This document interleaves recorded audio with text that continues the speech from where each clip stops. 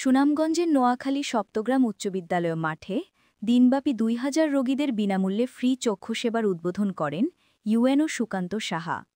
সুনামগঞ্জ থেকে কুলেন্দু শেখর দাসের তথ্যচিত্রে দেখুন বিস্তারিত।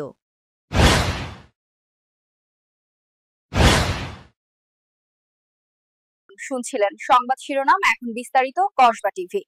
বিএনএসবি চক্ষু হাসপাতাল মৌলভীবাজার এবং সচেতন নাগরিক পরিষদ সুনামগঞ্জের শান্তিগঞ্জ উপজেলার লন্ডন প্রবাসী পশ্চিম বীরগাঁও ইউনিয়নের কৃতি সন্তান রেজাউল কবির জায়গিরদার রাজার সার্বিক ব্যবস্থাপনায় শান্তিগঞ্জ উপজেলার জয়কলস ইউনিয়নের নোয়াখালী সপ্তগ্রাম উচ্চ বিদ্যালয় মাঠে ফ্রি চক্ষু শিবিরের দিনব্যাপী উদ্বোধন উপলক্ষে আলোচনা সভা অনুষ্ঠিত হয়েছে।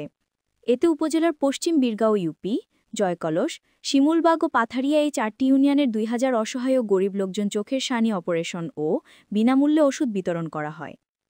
শুক্রবার সকাল ৯টায় প্রধান অতিথি হিসেবে এর উদ্বোধন করেন শান্তিগঞ্জ উপজেলার নির্বাহী অফিসার সুকান্ত সাহা।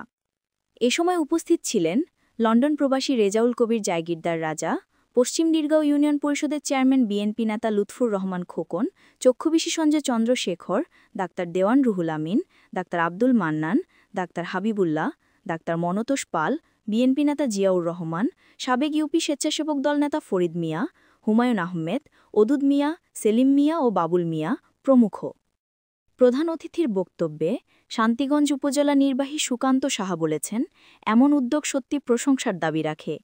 মানব সেবায় এমন মহতী উদ্যোগ সবসময় সমাজের অসহায় ও হতদরিদ্র মানুষজনের কল্যাণে অব্যাহত রাখার জন্য তিনি লন্ডন প্রবাসী উদ্যোক্তা বিএনপি নেতা রেজাউল কবির জায়গির রাজার প্রতি তিনি আহ্বান জানান। তিনি আরও বলেন, যারা টাকার অভাবে চোখে চিকিৎসা করাতে পারেন না, সমাজের অসচ্ছল নারী পুরুষদের বিনামূল্যে চিকিৎসা সেবা করা হয়েছে। পরে তিনি চোখে ছানি অপারেশন ও বিনামূল্যে চশমা বিতরণ কার্যক্রম ঘুরে ঘুরে দেখেন। যত্ন নেই না। আমার আগের অনেক বক্তাই বলে গেছে, চোখ আমাদের অনেক গুরুত্বপূর্ণ অঙ্গ।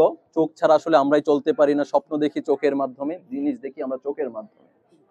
তো সেই চোখে কিন্তু আমরা সঠিক যত্নটা করতে পারি না। আমাদের খাদ্যাভ্যাসের কারণে হোক আর যেই কারণেই হোক, আমাদের আসলে একটা এই জনজীবনের অধিকাংশ মানুষ একটা নির্দিষ্ট সময়ে পরেই আমি চাই আমার যা কিছু আছে তা নিয়েই আপনাদের পাশে থাকতে চাই, সব সময় আসতে চাই।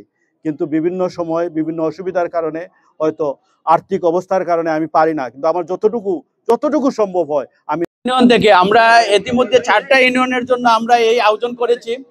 আমরা সর্বোপরি আমাদের পরিবার সবসময় আমরা শান্তিগঞ্জ উপজেলার পাশে চেষ্টা করি থাকার জন্য।